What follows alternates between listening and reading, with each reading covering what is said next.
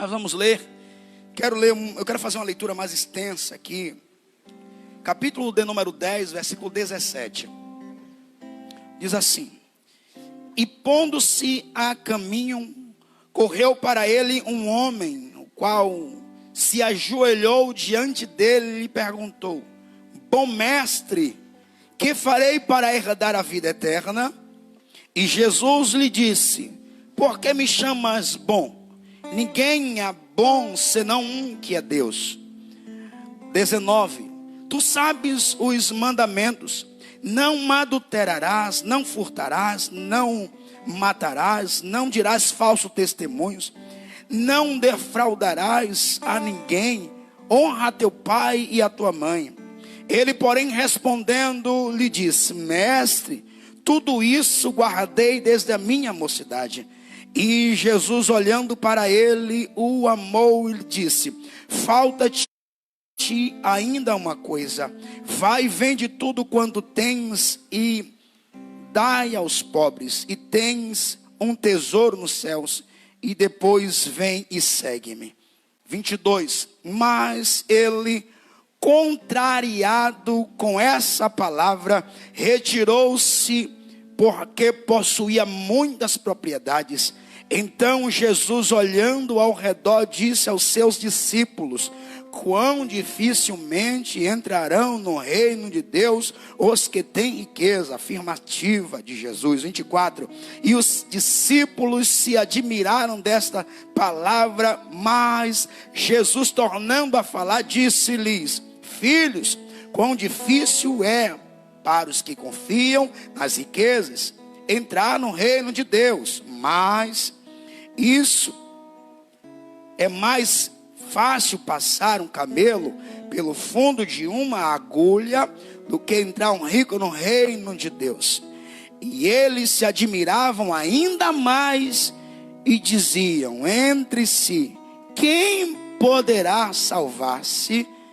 27. Jesus, porém, olhando para eles, disse: Para os homens é impossível, para os homens é impossível, mas não para Deus, porque para Deus todas as coisas são possíveis. E Pedro começou a dizer-lhes: Eis que nós tudo deixamos e te seguimos. E Jesus, respondendo, disse: Em verdade vos digo, que ninguém há que tenha deixado casa, ou irmão, ou irmãs, ou pai, ou mãe, ou mulher, ou filhos, ou até mesmo campos, por amor de mim e do evangelho, que não receba 100 vezes tanto, já neste tempo, em casas, irmãos, irmãs, e mãe, filhos, e também campos, com perseguições, e no século futuro a vida eterna. Amém. Glória a Deus. Podem vos assentar, meus irmãos.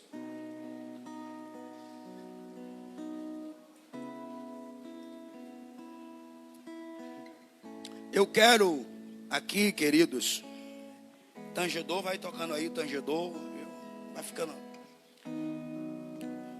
Eliseu, quando foi pregar, ele disse que queria um tangedor, né? Alguém que tocasse harpa. Queridos, eu costumo ver o reino de Deus, a pregação do evangelho, da maneira mais simples possível. E essa foi a vida e o ensinamento de Jesus.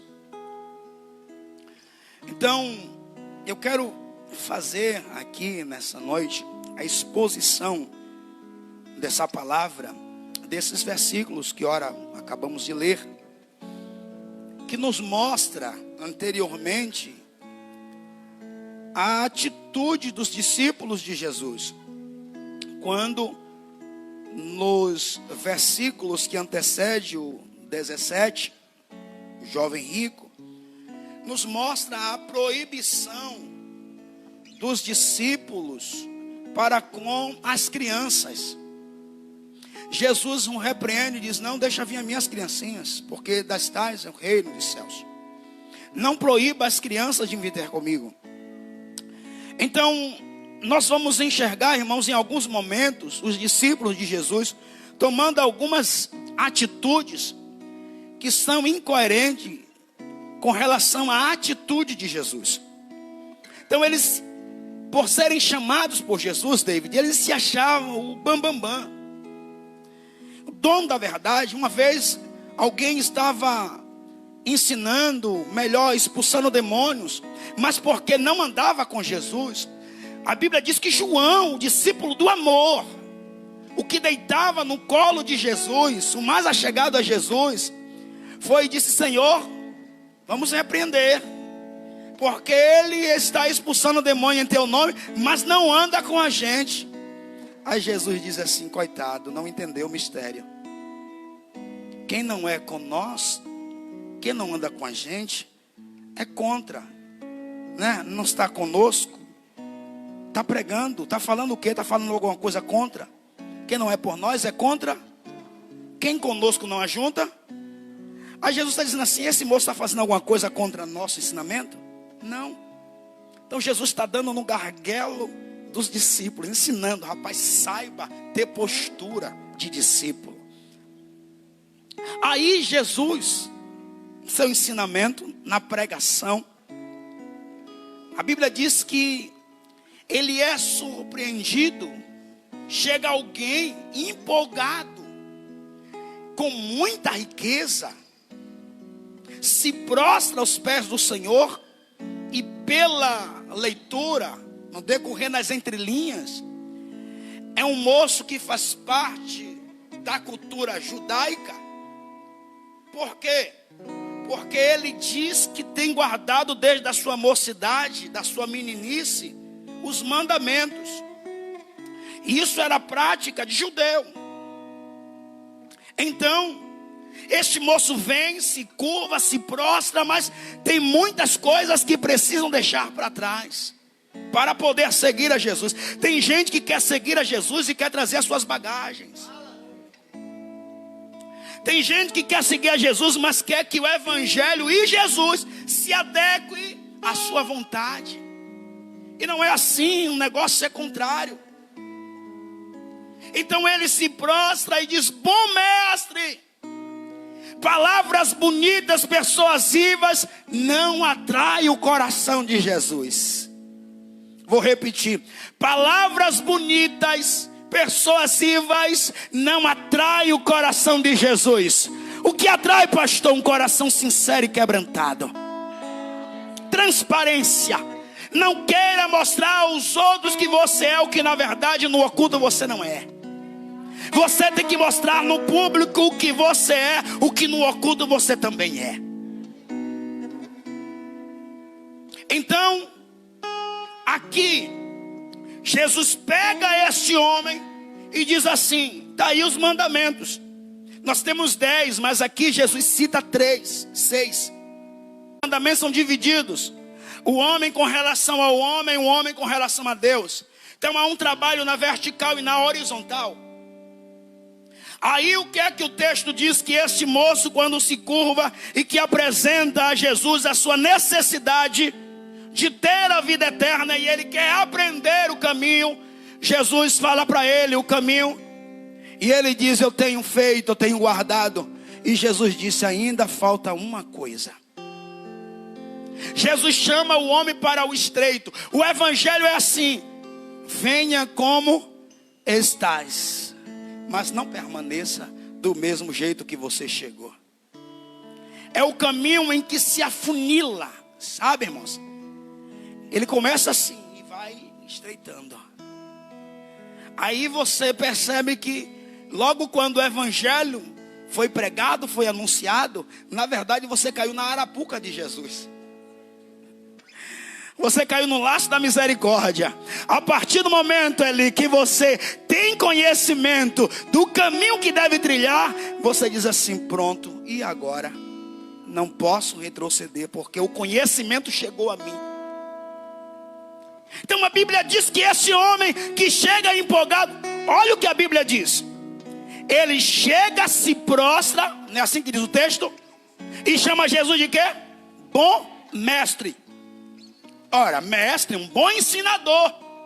Se ele reconhece que Jesus é um bom mestre, ele está pronto e disposto a obedecer do bom mestre, receber do bom mestre. E esse bom mestre diz assim: só há um bom, que é Deus. Ou seja, Eli, nas entrelinhas, Jesus aceitou ser chamado de mestre. Mas ele está dizendo: mas atribua a bondade a Deus, porque eu estou aqui pela misericórdia de Deus para com todos vocês. Como não magnificar um Deus desse? Não merecíamos, mas a graça nos alcançou. Saiamos daqui nessa noite muito mais solidificados em Cristo Jesus. O homem, ao receber o ensinamento de Jesus, ele se levanta e ele está contrariado. Ele está revoltado. Por quê? Porque Jesus disse: olha, tudo quanto você tem, pega, vai lá e dá aos pobres, e você vai ter um tesouro nos céus. Ele está angustiado, ele está triste. Quem demonstrava querer, Marcos, seguir a Jesus agora, quando Jesus pega e aperta o vaso, ele diz: não dá para mim, porque eu quero te seguir, Jesus, mas com a minha mala, com a minha bagagem, com as minhas axiologias. Senhor, se o Senhor quiser, vou assim, se não. Com Jesus não funciona esse negócio. Se alguém quiser vir após mim, negue-se a si, tome a sua cruz e responsabilidade. O moço está contrariado. Quem chegou empolgado sai contrariado. Jesus nunca teve a palavra visando, lançou a palavra visando agradar o ser humano. Mas a visão de Jesus foi mostrar para o ser humano a verdade para chegar no céu. Queridos, toda a nossa passagem aqui, nossa caminhada aqui, ela é passageira. Ninguém vai ficar aqui para sempre. Pastor, o que eu devo fazer? Prepare-se para a sua saída da terra. Precisa estar pronto para sair dela. Como foi que eu cheguei? Aí você vai ouvir a sua mãe contando como foi a sua chegada. Mas a sua saída, meu irmão, depende muito de você para estar no lugar de eternidade com gozo. O que eu faço para herdar a vida eterna? O que eu preciso fazer? E Jesus colocou diante do moço tudo que ele deveria fazer. Todos nós sabemos o que devemos fazer. Aí Jesus disse: olha, mas como é difícil um rico alcançar a salvação. Parece que Jesus, Pati, está estreitando os discípulos e dizendo assim: olha, fique ciente, viu, que não é fácil, não. É difícil um rico entrar no reino dos céus. Mas é por causa da sua riqueza, porque está apegado à sua riqueza. É pecado ser rico? É pecado ser rico? Onde é que está o pecado? O amor ao dinheiro é a raiz de todos os males. Apego ao dinheiro, nariz empinado, arrogância, prepotência, se achar melhor, superior a todo mundo, querer pisar em todo mundo. Tem gente, meu querido, escuta isso aqui, que nunca vai conseguir chegar onde você deseja chegar, enquanto não arrancar do seu coração essa erva daninha aí, chamada arrogância e prepotência. Se sem ter já é assim, imagina tendo. Jesus está dizendo: ei, você precisa jogar para fora, vomitar, arranca isso, se quer chegar lá e alcançar o que sonha de fato. Aí quando Jesus fala dessa dificuldade, ele coloca algo mais preciso. Está mais fácil o camelo passar pelo fundo de uma agulha do que um rico entrar no reino dos céus. Aí Pedro diz: pronto, acabou. Pedro diz assim: quem é que vai se salvar então? Aí Jesus: calma, Pedro, isso é impossível para os homens, mas para Deus tudo é possível. Você sabe o que Deus está dizendo nas entrelinhas? O homem pode ter o coração de pedra, o homem pode estar voltado. Eu sei fazer, criar situações para que ele saiba quem sou eu na vida dele. Quer ver uma coisa? Zaqueu não era rico? A Bíblia não diz, capítulo 19 de Lucas. Não alcançou ele a sua casa. Então isso é impossível para os homens, mas tudo é possível para Deus. Aí Pedro diz assim: meu Senhor, mas eu quero tirar uma dúvida. Fala, Pedro. Nós deixamos tudo para te seguir. E aí? E aí, Senhor? Às vezes é a pergunta que nós fazemos, né? Muitos de nós aqui. Quantos de vocês, quantos de nós deixamos de lado tantas coisas que nos eram prazerosas para herdarmos o reino dos céus? Mas até então parece que o que temos em troca são as perseguições. Sim ou não? Quanto mais eu busco, mais aumenta os problemas. Aí o que Jesus diz? Vamos lá, vamos ler aqui. Está com a Bíblia aberta? Não fecha não, querido. Olha o que Jesus disse depois da pergunta de Pedro.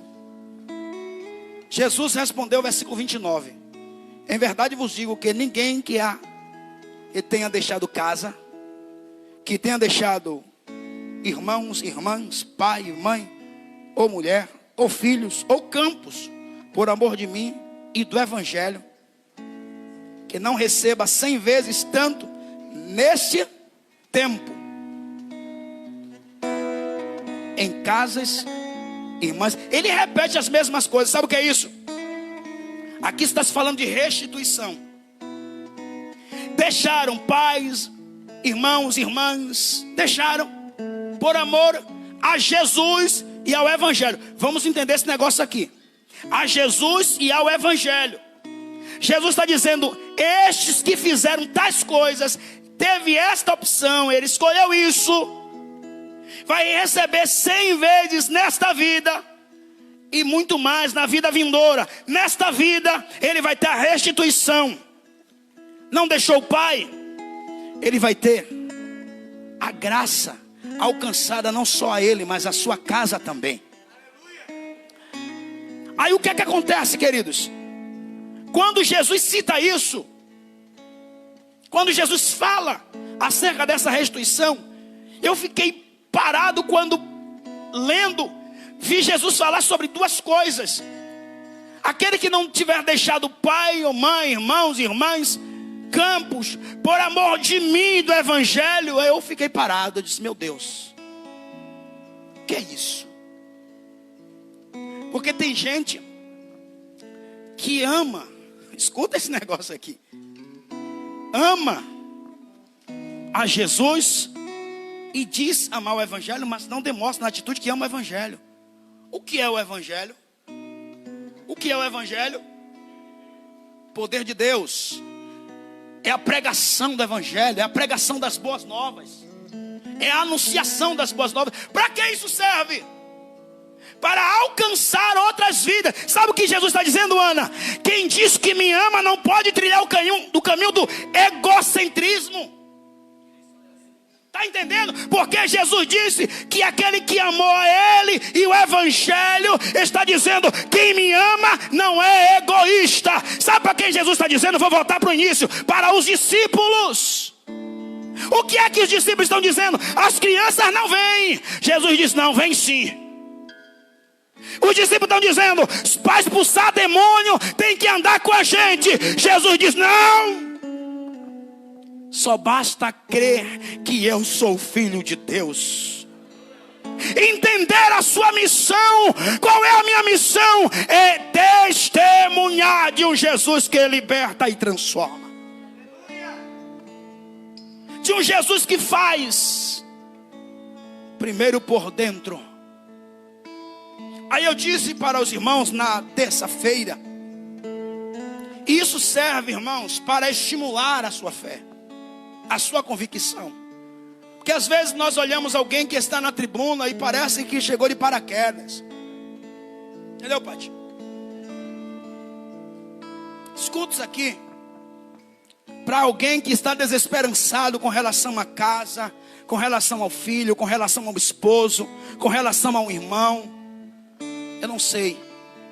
Eu quero que você entenda uma coisa. Tudo tem o seu tempo determinado. E às vezes nós falamos, Deus liberta os meus, e nós queremos que Deus faça do nosso jeito.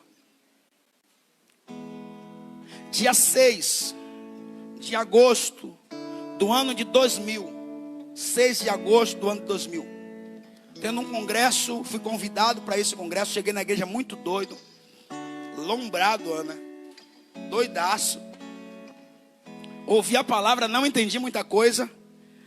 O Wilton Peixoto lá dessa época, o Wilton Peixoto foi um dos camaradas que me convidou, né?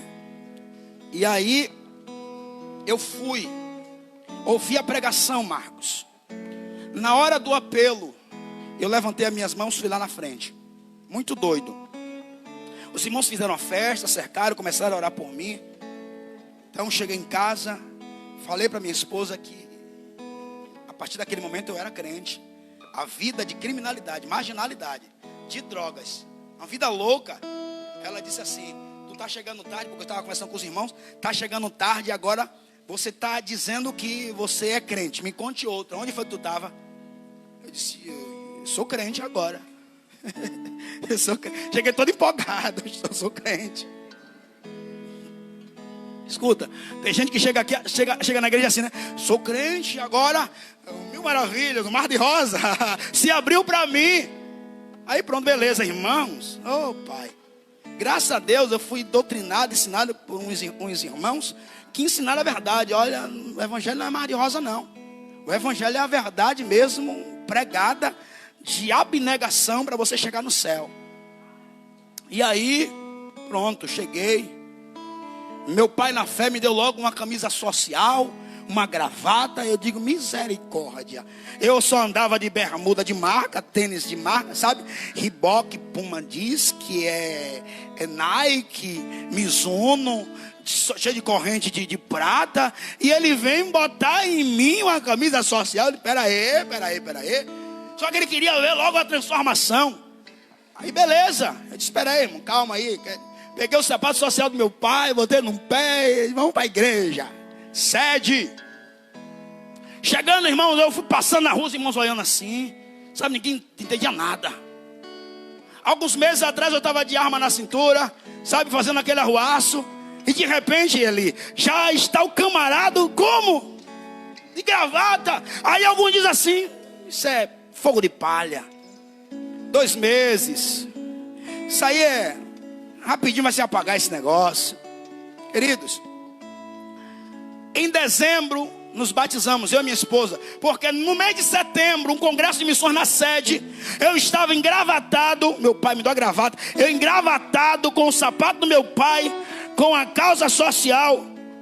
Eu estou lá, irmãos, não entendia muita coisa que estava acontecendo, mas assim, uma paz entrou no meu coração, e eu comecei a chorar. A minha esposa disse que do outro lado ela olhava para mim, me via chorando, e ela dizia assim, meu Deus, o que está acontecendo? Mas Senhor, em agradecimento pelo que o Senhor fez na vida dele, eu entrego minha vida ao Senhor. Então, se entregou ao Senhor Jesus. E aí fomos, nos batizamos caminhando com Cristo. Meu irmão, pensa numa guerra, pensa numa peleja, choro. Meu Deus, que negócio é esse? E aí ia lá consultar com os irmãos diziam, é assim mesmo, a peleja é grande. Um dia minha esposa quase chuta o pau da barraca, quando ela via lá em casa, era cuscuz de manhã, cuscuz meio-dia, cuscuz de noite. É vida, é verdade. Aí na segunda-feira de manhã, meio-dia e de noite, cuscuz. Terça-feira, cuscuz. E nós aprendemos que deveríamos testemunhar para alcançarmos a nossa família. Aí sofremos calado. Família chegava tudo bem, tudo em paz. Cuscuz de manhã, cuscuz meio-dia, cuscuz de noite. Minha esposa pirou e disse assim: olha, sabe de uma? Daqui a pouco eu vou descer dessa escada aqui um cuscuzeiro. Pirada. Minha filha Milane, pequenininha, disse: pai, eu quero bolacha creme crack. Eu quero bolacha. Só que não tinha bolacha. E ela não gostava de creme crack. Deus nos provou, irmãos. Ela não gostava de creme crack. Sabe o que aconteceu? Ela disse: até creme crack serve. Só que não tinha também. Helena aprendeu a comer cuscuz, que eu não gostava também de cuscuz. Eu não gostava daquela carne chamada fígado. Aí ganhamos o quê? 1 quilo de fígado. Foi. Deus testou a mim, minha esposa e minha filha, para podermos chegar até aqui. Aí o que acontece? Vai, peleja daqui, peleja dali, orando pela minha família, clamando. Tinha festa, os meus irmãos, cunhados, todo mundo lá em festa, esbanjando, e vai daqui, vai dali. E a gente ia para o culto depois, quando chegávamos lá, aquela felicidade, que de fato tinha paz aqui dentro. Eles no momento tinham paz externa, mas não tinha interna, sabe, interior. E nós tínhamos paz por toda a guerra que a gente passava, irmãos. Testemunhando, falando. Beleza, o tempo passa. Os caras começaram a mandar ameaças. Aí uma irmãzinha, ela começou a debater com um camarada. Olha que jogada, irmão. Isso aqui é para vocês entenderem o que foi que eu vivi. A irmãzinha começou a debater com um camarada que era parente dela, mas que num tempo passado ali tinha uma intriga comigo. Nessa guerra que tínhamos, eu me converti, ele no canto, eu no meu canto. Aí, Carol, o que aconteceu? Esse camarada com a irmã crente pentecostal, fogo puro, ela disse assim: olha, tu tá pensando que tu vai se levantar contra o homem de Deus? Tu não vai se levantar não, porque Jesus te pega. E começou a falar. Aí a conversa que ela com o rapaz me colocou no meio. Aí a mulher dizia assim: Wilton, você vai ver se eu não vou pegar ele. Aí a mulher só disse: calar, né? Não, tu não pega. E quem está na jogada? Eu. Tu está entendendo? Era eu. Aí ela chega na igreja e diz: pastor, peguei uma guerra travada com fulano de tal, e disse isso e isso. Disse umas duas para ele. Eu disse: como foi, irmã? Ela disse: com ousadia, vem dizer que vai te pegar, que vai para cima de você. Eu botei o dedo na cara dele e disse que ele não ia. Eu disse: foi mesmo, irmã? Mas eu que estou na jogada. Entendeu? E aí fizeram um motim, tentaram. Certa feita, saindo do culto da sede, criaram um motim lá, e o camarada disse assim: eu vou pegar. Só tinha um caminho, varão, sem carro, e vinha da sede andando para aqui. O camarada me atucaiou. Ele contou para um outro irmão e disse: hoje eu pego ele. E ele ficou como daqui na porta, se escondeu, olhou, eu com a minha biblinha andando. Ele disse: agora. Se escondeu de novo. E nada deu passar. Aí quando ele voltou, que olhou, eu tinha desaparecido. Ele contou para o irmão, e como ele contou, de fato eu tinha passado por ali.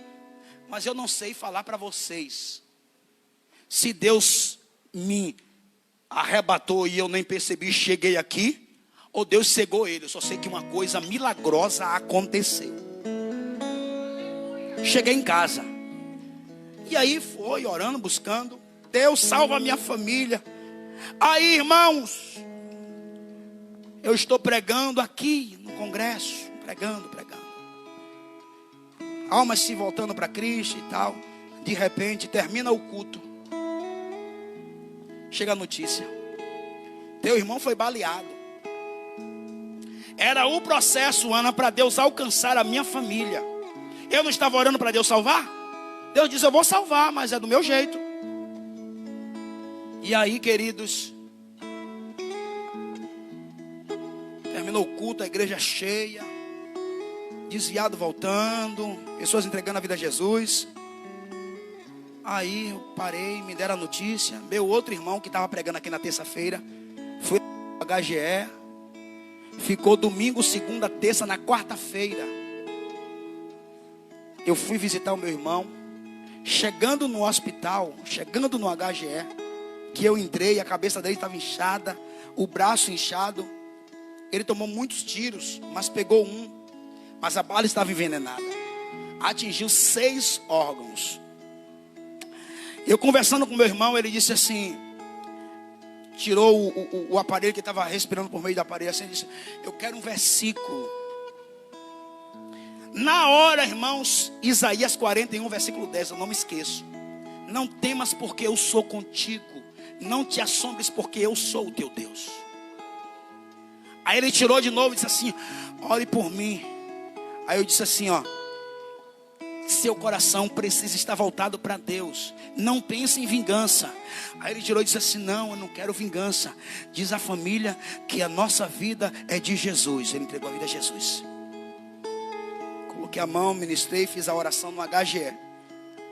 Meia-noite e 15. Meia-noite e 15, porque mais cedo a minha mãe queria ficar. Eles liberaram uma pessoa da família ficar lá com ele. Minha mãe queria ficar, mas eu senti no coração que não era para ela ficar. Pedi a minha mãe para ir embora, eu fiquei. Meia-noite e 15. Eu percebi que ele estava piorando. Eu saí, vim para o corredor, sentei. Quando eu sentei, eu tive uma visão. Meu irmão no caixão. Eu levantei e voltei. Quando eu cheguei na sala, David, ele já estava na ânsia da morte. Eu agarrei na mão dele. Ele disse assim: você disse que ia estar aqui comigo. Eu disse: eu estou aqui com você. Agarrei na mão dele. Oramos. De repente a equipe médica chegou para reanimar, porque ele já estava desfalecendo. E de repente eu só vi o aparelho apitar. Uma moça veio e começou a fazer massagem no meu peito. E meu irmão veio a óbito. E eu sozinho, humanamente falando, no HGE. Aí chega um bocado de urubu. Me viu chorando. Disse assim: ó, o caixão. Querem vender caixão. E eu, a mente a mil. Liguei para uns amigos, foram lá me buscar. Cheguei em casa. E agora, irmãos, várias pessoas ligando para mim: a gente vai correr atrás, a gente vai matar, a gente vai na casa, a gente vai invadir. Ao mesmo tempo que isso acontecia, Marcos, os caras mandavam recado: a gente vai pegar ele, tem que matar ele, porque ele vai sair da igreja, e vai pegar, e vai fazer, e vai acontecer. E o velho homem era destemido mesmo. Então ele sabia, entendeu, Felipe? Sabiam. Então começaram a mandar recado. Então eu fiquei entre a cruz e o punhal. Fui orar. O Espírito Santo me visitou e disse assim: eu sou o Senhor da justiça. Aí Deus colocou diante de mim a decisão e disse: você agora vai escolher. Eu vou fazer o que tu me pediu, salvar sua casa, mas você precisa sair de cena. Não queira fazer com as suas próprias mãos. Mas se você quiser, faça. Mas virá as consequências. Aí eu estou lá, 3 horas da manhã. Passei, irmãos, quase um mês nesse perrengue, nessa guerra. Pessoas que andavam comigo no mundão, na criminalidade, e se mexesse com alguém, tinha que se ver comigo. Algumas pessoas conhecem aqui o histórico. Aí o meu irmão morreu, assassinado ali. E o que é que eu tenho que fazer? Me calar, para ganhar minha família. Sabe o que Jesus está dizendo? Que para você alcançar os seus objetivos, muitas das vezes você tem que se calar. Aí 3 horas da manhã, ouvindo o saudoso Lázaro. 3 horas da manhã, 2 horas da manhã, eu ouvindo o sussurro do inimigo dizendo assim: vai, se levanta e faz, você é respeitado. E de repente o Espírito de Deus bradava no meu coração e dizia assim: sai de cena, porque eu sou o Senhor do resgate. Aí eu, 3 horas da manhã, de joelhos dobrados, Neto, e dizia assim, ouvindo Lázaro, e dizia assim: não vou me render, não vou me entregar a dor. Chorando 3 horas da manhã e dizendo para Jesus: vou me arrepender para poder entender a cor. E dizia para Jesus chorando assim: que vai colorir o vazio em mim nessa hora. Aí eu dei uma bofetada na cara de Satanás e dizia assim: ó, pois meu passado já morreu, o meu amanhã churabacalaba te quer agora. Aí eu dizia: com amor vem pintar de amor, colorir de amor minha mente. Chorando, arrependido, vem com teu favor entre a gente. Eu sei que tem gente aqui nessa noite que perdeu um ente querido, perdeu amigo. Eu sei que dói. Eu sei que dói. Entendeu, varão? Você de máscara preta, eu sei que dói, irmão. Não é fácil, não. Mas o que o homem não pode, não consegue fazer, Deus faz. Descansa o teu coração. Aí de repente, Patrícia é fruto desse momento. O meu irmão que pregou aqui: eu quero Jesus, porque os caras botavam na cabeça dele: você tem que correr atrás, vamos lá. E ele vinha consultar a mim. E aí, o que é que eu faço? Eu dizia: Jesus tem o melhor para você. Aí ele disse: o que é que eu faço? Como Pedro, entrega a sua vida a Jesus, rapaz. Aí ele se rendeu. A esposa dele se rendeu. Aí veio minha irmã Valquíria, se rendeu. Claudiane se rendeu. Cunhados e cunhadas se renderam. Vizinhos se renderam. Eu passava na rua, as pessoas olhavam e diziam assim: vem cá, e aí, não vai correr atrás? Eu dizia: não, eu tenho o melhor de Deus. Aí eu sentava para dar estudo a esse povo, né, Pati? Uma renca. E eu sentado dando estudo, Daniel, falando de Jesus. Hoje estamos aí na presença do Senhor Jesus. Queridos, a justiça pertence a Deus. Descansa o teu coração. Você que foi vitimado, né, de alguma maldade, de alguma calúnia, se levantaram contra a tua vida, descansa o teu coração. O que Jesus respondeu para o moço: uma coisa te falta. Talvez você diga assim: Senhor, eu já fiz tudo. Jesus está dizendo: uma coisa te falta. Precisa perdoar. Uma coisa te falta. Você precisa se desfazer dessas bagagens passadas. Queridos, os parceiros diziam assim: rapaz, você vai se desfazer de tudo, das armas. Irmãos, eu confiei plenamente em Deus. Eu estava, como diz aí, eu estava no auge da criminalidade. Não é que estava com medo de A, de B, de C, mas o Espírito Santo invadiu, envolveu, melhor dizendo, o meu coração. Quando um grupo de irmãos, eu usando drogas, como as 3 homens, com arma na cintura, aqueles irmãos ousadamente chegaram, Ana, fizeram um ciclo de oração na nossa frente, começaram a clamar, os arrepios do corpo, eu senti tão arrepiado, e eu disse os caras: eu vou sair daqui, vou para casa. Eu vou para casa. Mulheres cheias do Espírito Santo, ali orando. Eu fui impactado com aquilo. Eu me levantei, deixei a arma com eles e disse assim: eu vou para casa. Cheguei em casa e fiquei pensando o que foi aquilo. Deus mandou aquele povo para interceder por nós. E impactou meu coração. Jesus transformou a minha vida.